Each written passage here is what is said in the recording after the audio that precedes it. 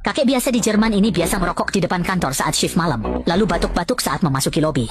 Petugas keamanan biasanya bercanda dengannya, namun kali ini ia memanggil si kakek. Ternyata, tas baru yang dibawanya memicu pertanyaan santai yang membuat si kakek berkeringat dingin. Sebagai petugas kebersihan shift malam, ia melihat poster bosnya, Manfred, dan putranya di lift saat menuju lantai atas. Setelah menyapa penjaga, ia mendorong troli ke kantor. Meski tak tahu pasti, petugas merasa ada yang berbeda dari si kakek kali ini.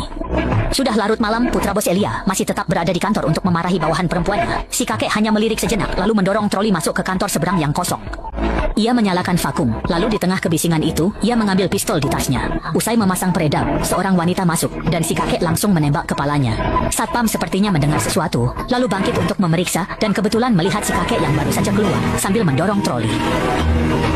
Target si kakek adalah Ailia. Ia terus mengejar dan menembaki Ailia tanpa henti. Ailia panik dan lari masuk ke tangga darurat. Si kakek dengan tenang berdiri di pintu tangga, menahan napas dan membidik, lalu dengan tepat menembak betis Ailia dari samping. Kemudian menambah satu tembakan lagi ke pahanya. Ailia ketakutan dan berteriak, menutupi kepalanya. Tapi tak disangka tembakan terakhir si kakek justru meleset.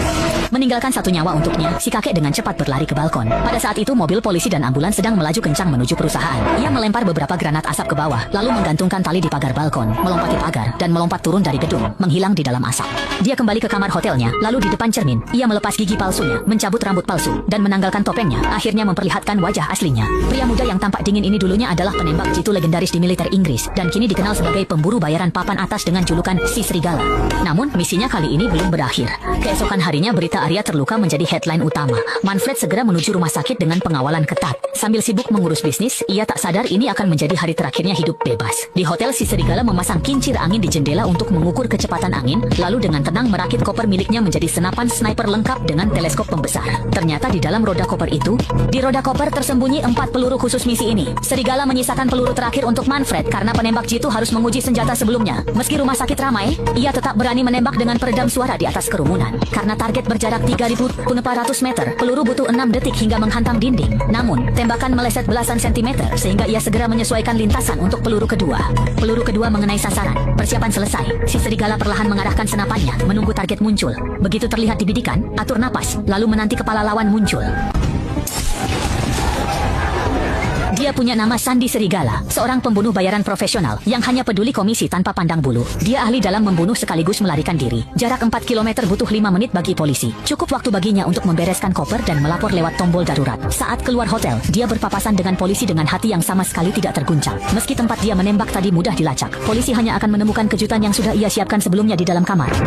Sementara itu, Debbie sudah lama berganti mobil dan benar-benar menghilangkan semua jejak keberadaannya. Saat polisi mengeluarkan surat perintah penangkapan, dia sudah tiba di perbatasan Jerman dan Prancis. Meskipun dia harus melewati pemeriksaan keamanan, identitas dan paspornya bersih tanpa masalah apapun. Bahkan jika mereka ingin memeriksa bagasi, siapa yang akan menyangka bahwa di dalam koper itu sebenarnya tersembunyi sebuah senapan sniper. Namun, setelah Eddie berhasil masuk ke wilayah Prancis, ada sesuatu yang sama sekali tidak ia duga. Ternyata dia dibidik wanita tangguh. Dari CCTV, Banner terkejut karena jarak tembak pembunuh lebih dari 3.800 meter. Rekor tembak sniper dunia cuma 3.500 meter, artinya pelaku memecahkan rekor. Untuk jarak sejauh itu laras senapan pasti sangat panjang dan koper di CCTV terlalu kecil. Maka satu kemungkinan, larasnya dirakit terpisah. Namun, ini pantangan besar pembuatan senjata. Saat ini cuma satu orang yang mampu melakukannya, dan informan Banner tahu persembunyiannya. Coding Sparrow, saat atasannya menyerahkan kasus ini ke Banner, sadar ini peluang pembuktian diri dan promosi. Sementara itu, Eddie tiba di Spanyol, mencari warnet, lalu mencolokkan USB untuk menghubungi perantara. Terbiasa fokus satu pekerjaan sambil menghindari kejaran, ia mulai menyelidiki target berikutnya. Namun pesanan kali ini berbeda, ia harus memandu pembunuh baru dalam bertugas. Eddie selalu bekerja sendiri, tapi dia takkan melewatkan peluang, karena 1 juta terlalu kecil. Dia minta bertemu si pendatang baru dengan uang muka 100.000. Begitu dibayar, Eddie mencabut USB dan pergi. Sebagai warga negara yang baik, dia membawa sampahnya lalu naik kereta ke lokasi. Tak disangka, kliennya seorang wanita. Eddie pun memberi pelajaran. Pembunuh sejati tak boleh memperlihatkan wajahnya. Lalu dia memasang harga 1 miliar. Dia minta DP setengah, sisanya nanti, lalu langsung pergi. Saat wanita itu bingung, Banner tiba di Inggris menemui informannya. Namun informan itu ragu mengungkap si pembuat senjata. Banner punya cara lain karena tiap orang punya kelemahan, yaitu putrinya. Anak muda sekarang memang pemberontak dan sering ikut demo. Ini jadi peluang bagi Banner. Meski hukum tak bisa menghukum semua, begitu masuk kantor polisi, dia pasti punya banyak cara untuk menjerat gadis itu dengan tuduhan lain. Gadis itu tampak bingung. Dia hanya duduk di tanah dan berteriak 2 kali. Dari mana datangnya botol itu? Tapi di usianya, dia tidak bisa mencari bantuan pengacara. Hanya bisa memberitahu orang tua dan dipindahkan. Dan memang itulah yang diinginkan. Siapa ibu yang bisa diam saja setelah tahu putrinya dituduh menyerang polisi? Namun dia mengira sudah mengendalikan sang ibu. Tapi justru mengabaikan sifat pemberontak gadis itu. Beberapa jam kemudian tiba-tiba jantung gadis itu berhenti. Meskipun segera dibawa ke ambulans, seiring waktu berlalu, dia tak pernah sadar kembali. Banner bingung menjelaskan ini pada ibu yang marah. Tapi benar, semua punya kelemahan, termasuk Eddie. Demi pacarnya di Spanyol, Eddie rela melakukan apapun demi uang. Ia segera menagih sisa pembayaran $3 juta di dark web. Namun ternyata, penyewa pembunuh presiden pun bisa ingkar janji. Baru kali ini dia mengalami situasi begini. Dia bersumpah akan membalas pelakunya. Dia menghubungi bank, namun pihak pembayar terenkripsi dan tak terlacak. Terpaksa, sang pembunuh kembali ke TKP mencari petunjuk. Istrinya tahu dia harus pergi dinas lagi. Meski kesal, dia tetap mengantarnya ke bandara. Namun setibanya di sana, dia malah naik taksi ke gudang rahasia mencari dokumen. Tak disangka, istrinya kali ini tidak langsung pergi. Istrinya membuntuti karena curiga dia selingkuh. Teleponnya pun tak pernah diangkat, membuatnya makin gelisah. Di rumah, ia mengadu pada kakaknya. Sementara itu suaminya tiba di Jerman untuk bekerja. Seorang klien meneleponnya, menawarkan uang muka untuk membunuh tokoh besar dan mengajak bertemu. Saat wanita itu tiba di lokasi, ia hanya menemukan catatan dari sang pembunuh. Mengubah waktu dan tempat adalah cara dasar menghindari penguntit. Setelah menunggu, tak ada hal mencurigakan lainnya. Pembunuh bertopeng muncul. Si wanita menawarkan $50 juta untuk membunuh Musk. Namun pembunuh menolak karena Musk idolanya. Ia minta 1 miliar agar bisa pensiun. Meski mahal, konsorsium menganggapnya wajar dan setuju. Syaratnya, eksekusi sebelum tanggal 10. Sebelum Musk meluncurkan perangkat lunak air yang bisa melacak aset miliarder dunia, pembunuhan harus selesai sebelum peluncuran resmi. Sang pembunuh menyentuh topinya, meskipun agak tidak suka didesak. Namun dengan enggan ia menerima $20 juta dan pergi. Meski kerugian membunuh presiden tertutupi, sifat kejamnya tak bisa menahan dendam. Dari uang muka, ia melacak perusahaan kecil di Belanda. Ternyata, di baliknya ada raksasa energi asal Prancis, yang perusahaan induk utamanya justru berada di Inggris. Berkat paspor berbagai negara milik Serigala, Adika berhasil melacaknya ke sebuah perusahaan Jerman. Lewat foto acara tahunan, terungkap bahwa dalangnya adalah putra presiden sendiri. Serigala tertawa merasa kuat, lalu mendengar kabar putra presiden akan menghadiri pemakaman ayahnya. Ia pun berencana membunuhnya sekaligus membongkar bahwa dialah yang menyewa pembunuh ayahnya. Setelah survei lokasi, Serigala menodong sopir putra presiden dan memaksanya masuk ke bagasi mobil.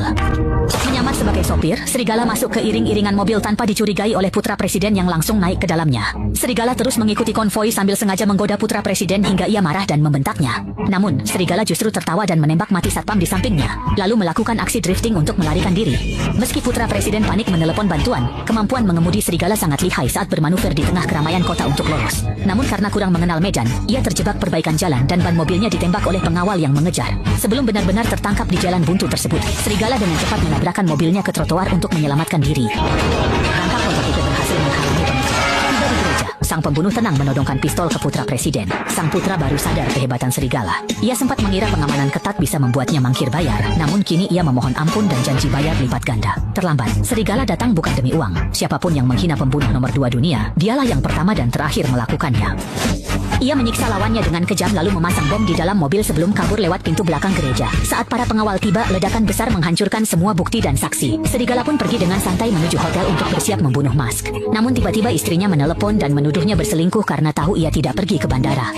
Serigala langsung bingung. Tak mungkin ia mengaku baru saja membunuh tokoh penting di Jerman. Ternyata pembunuh top dunia pun tak berkutik di depan istrinya sendiri. Karena tak punya pilihan lain, ia pun menyalakan kamera dan membuka aplikasi 360. Ia bahkan menunjukkan kamar mandi demi meyakinkan istrinya. Namun sang istri tetap curiga dan ingin menyusul ke Belanda. Serigala menolak dengan alasan sibuk, membuat suasana berakhir tegang. Karena kesal, istrinya mencari petunjuk dan menemukan denah ruang rahasia di balik cermin kantor suaminya.